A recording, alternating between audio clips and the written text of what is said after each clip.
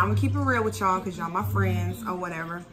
I said I was gonna redo my makeup, like, you know, touch it up or whatever, make it look nice for the video.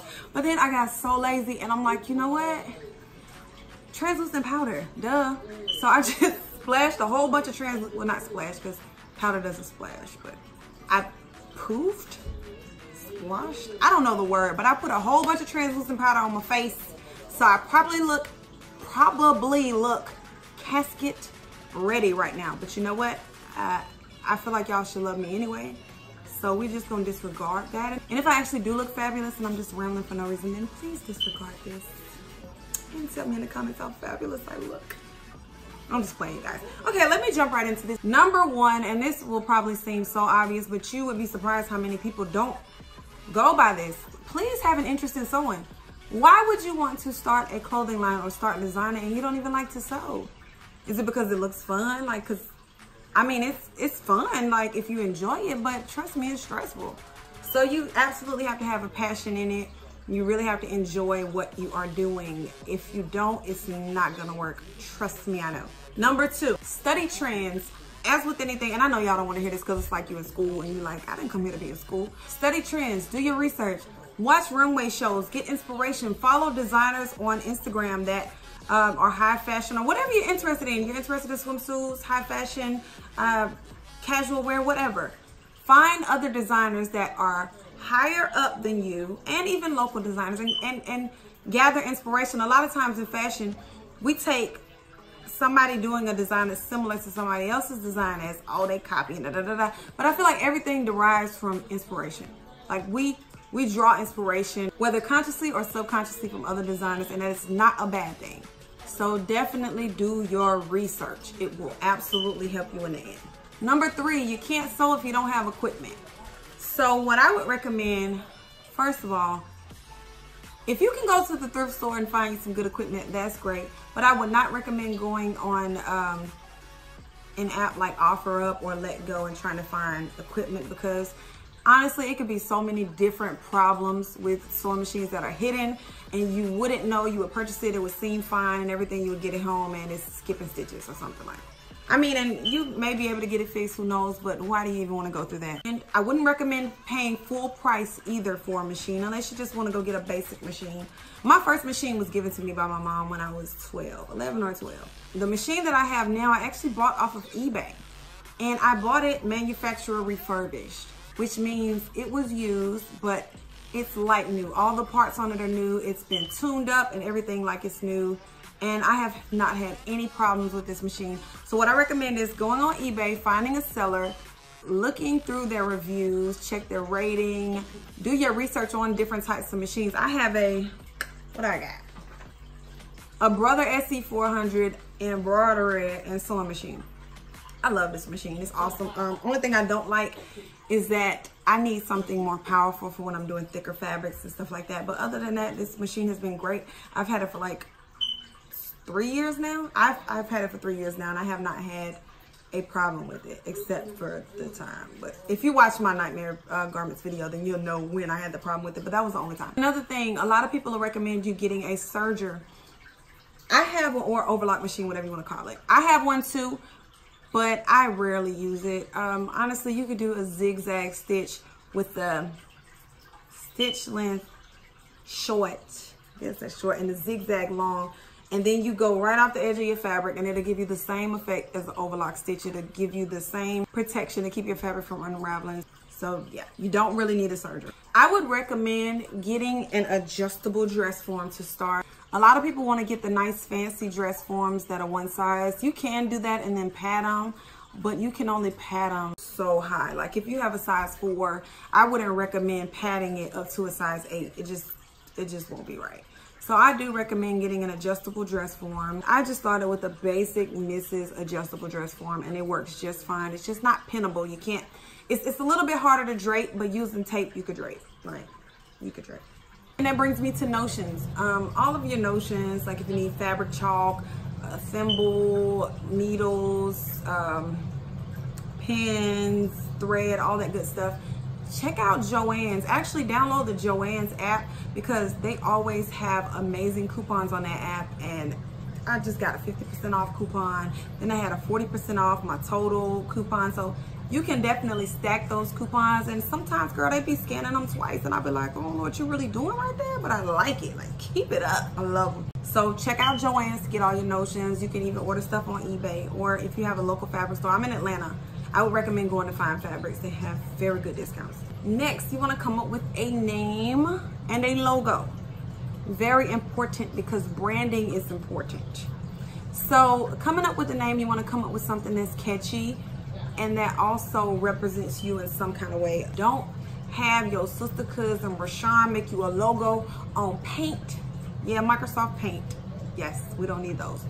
Get you a nice logo. It doesn't have to be anything fancy. It can be something simple. It could be just a regular typeface that's nice, crisp, pretty. Get you some kind of logo. And I actually recommend Fiverr. I had my first logo. I made my first logo on Photoshop. But I had my second logo made on Fiverr, and I'm actually about to get them to make me another one. And I'll probably spend about $35 on this one. I spent about $5 on the first one because it was super simple. But you don't have to spend a lot of money starting out. Just get somebody, go on there, check it out, see if you can find you somebody that does really good work for a really good price in a really short turnaround time, and there you go. Number 5, you can't make clothes without making patterns first. So a lot of times when you're new, your first instinct is to go to the store and buy all of these patterns, which can be really, really expensive, and then figuring them out, the ease and the measurements and all this stuff is just confusing. You'll be trying to make some joggers and you will end up with some parachute pants. I know because I've done it before several times using the store-bought patterns. It can be a perfection or it can be a disaster. Why take that chance? What I would recommend doing is taking clothing that you already have. Okay, say you want to do leggings. Like, say you want to start off with leggings. You have a pair of leggings, sis. Come on now, we all have leggings. Take a pair of your leggings, use them to make your patterns. Watch videos on how to grade your sizes up, or what you can do, if you want to, you can go to the mall, buy a small, medium, and large of a certain pair of leggings, take them home, copy out your pattern, and just between me and you, if after that you want to take them back and get your money back, girl, I'm all for it. You didn't wear them, you just use them to make a pattern. Why not? So definitely make you some good patterns and practice. One thing I recommend doing is taking sheets. If you want to practice draping stuff, like say you're making gowns and stuff, get you some good sheets because it's just the same as getting muslin. So, wow. So, oh, this is a studio? It's a studio. This is my backdrop. Oh, okay. Okay, guys. What was that? So what's been going on? I'm like in the middle of the list. Middle of the list. Okay. Yeah. I'm gonna get back to We the audience. Get back to my list. All right, we audience. I don't need the audience. Yes, you do. Yes. Okay, so where was I at? Clap. No. You don't clap. Okay, so after you come up with your... Well, She clapping too. Yeah. Look, you're supposed to be on my side, baby. My side. Okay, number 6. Number 6 will be buy fabrics. If you're gonna make garments, you obviously are gonna need fabrics to make your garments out of. So what I recommend is, if you are a newer designer and if you've been designing for a long time, is ordering from AliExpress. If you're just starting a collection, then you probably don't have any orders. So you can wait for the fabric to arrive. Well, sometimes it can take a while, but sometimes it comes extremely quickly. They doing too much over here. You can get what are listed as 5-yard lots for the same price that you would spend on 1 yard here. So I would recommend doing your research, doing your due diligence, and looking at the sellers on AliExpress and finding good sellers. She cute. Number 7 would be coming up with a collection. If you sketch, that's great. If you don't, that's fine too. You can just go off of what's in your head, but you have to write it out. If you want to do 5 pieces and you want them to all be this color, this style, write it out. Get a visual. Sketching is great. If you don't know how to sketch, you can hire somebody that does, and it probably won't cost you much to sketch out your ideas for you. A cohesive collection will actually bring a lot of interest into what you're doing, because One, it makes you look serious, like, okay, she's not just making one piece and then going, like, you have an entire collection, you are officially a designer. And with finding a collection, one thing I would recommend is researching what's trendy. Look at what's on the runway right now. Look at the predictions for what styles would be hot next season. Is it gonna be fringe? Is it gonna be feathers? Like, research what's hot. Also, look back into past trends. You want to look into those aesthetics that they used back then and gather inspiration from those. Number 8 would be to get models to wear your garments. Obviously, this is after your garments are made. If you want to take pictures of them on your dress form, reach out to models. You can use, I don't know how safe Craigslist is anymore because I haven't used it in a long time, but we used to use Craigslist to look for models that are willing to usually do TFP, which is trade for print, which is basically like you guys work together. You find a photographer that's willing to do the same, trade for print. Link up with that photographer, link up with some models. You can even put out a casting on Model Mayhem and link up with a photographer, makeup artist, model, all of these people. You just put what you're trying to do. So that will be awesome pictures that you can use to really brand yourself and really push your clothing. This is my trusted technique. It's just to find a friend. Like, we all have one friend that's just bad for no reason. Like, and I mean bad like that. Like, for all of my photo shoots, I have used one of my best friends. Her name is Chrisia, and if you go on my website, you will see she is all over my website because she is banging. Like, and I'm like, okay, why not? Sometimes what she models in, I let her keep it, and that's kind of like an incentive. She's my friend, so she's gonna do it anyway because that's what we do. We help each other, but that is an extra incentive. Like, hey, I'll let you keep these clothing if you model them for me. So utilize what's around you. Use your friends, sisters, cousins, aunties, whatever, whoever got banging bodies that'll really make your garments look good, utilize them. They should want to support you, period. Number 8 and number 9 would kind of like link together. I probably should have said it. Number 9, you want to do photo shoots. You definitely have to do photo shoots. The friends we just talked about, holler at them and be like, hey, can you come do a photo shoot for me? Look up photographers that are doing power shoots. A lot of times to build their brand, they will do power shoots and they will get models and hairdressers and makeup artists and everybody to come out, and it's like a collaborative effort and it's free. Everybody's doing it for free to build their portfolio. Get in on that. Offer your clothing. Final, number 10, and the biggest thing when promoting your brand is the use of social media. Social media is so impactful, and this is kind of big to me, y'all, so I gotta tell y'all this. When I search hashtag Atlanta Fashion Designer on Instagram, my name is the first that pops up. Like, one of my posts is the first that pops up. It's me and this other amazing designer. Her name is Zuri Ogletree, and like, her brand is dope. It's so dope. It's so luxury. Like, I love it. But every time I search it, like, we're up there in the top, and that means a lot. And a lot of my clients from this year, if they're not referrals or return customers, they found me on Instagram using hashtags. That is one of the biggest things that you can use, you guys. Use your hashtags. And it's actually an app that I use. I'll put it in the link below, that generates hashtags based on a hashtag that you choose. So say if I choose Atlanta Fashion Designer as my hashtag, it'll come up with 29 other hashtags that are related and that are popular and that will get me views.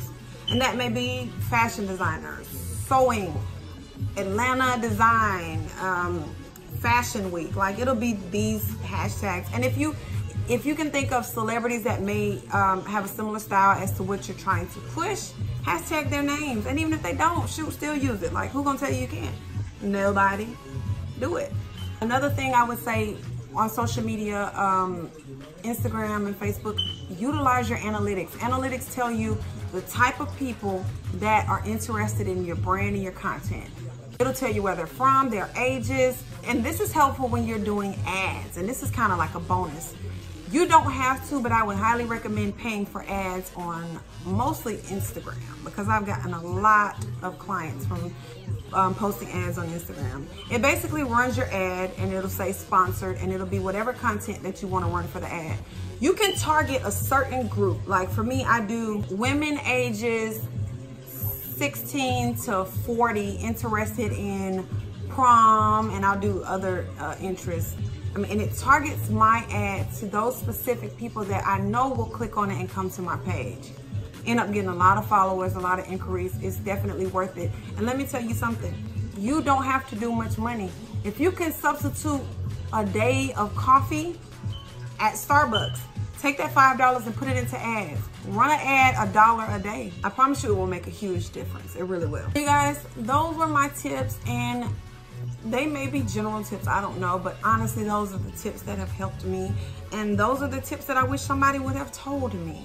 I really hope it helped you guys, and I really hope you enjoyed it. I'm sleepy. I just want to go sleep. I'm so tired. I want to wipe this face off, and I want to put my bonnet on, and I want to cook. Come here, kitty. Come here, kitty. I want you guys to see my kitty. It's so cute. Come here, kitty, kitty. I got a new kitty, guys. Well, really for my baby. Oops, sorry, Pacino. Okay, calm down. Like, it's not that serious. You guys, this is Pacino. Hey, calm down. This is Pacino. Pacino, look. You looked at it too. You're a star. But this is Pacino. This is our kitty. And I love him. He's so sweet. And he's just awesome. And I love kitties. And if you don't love kitties, then boo you. So this is the end of this video. Like I said, I hope it was helpful, guys. And I hope you come back for more. And yeah. Again, like, comment, subscribe, and share. Click the little bell icon so you can be notified when I post. I'm in prom season, so I'm kind of trying to get in the swing of things. Hopefully I'll be getting help soon, so I will be able to post more content more regularly. But for right now, it's looking like it's going to be like 1 video a week, maybe 2. Trying, y'all. I would love to give y'all about 3-4 videos a week. That's what we're going to shoot for. So, stay tuned. All right, guys. See you later.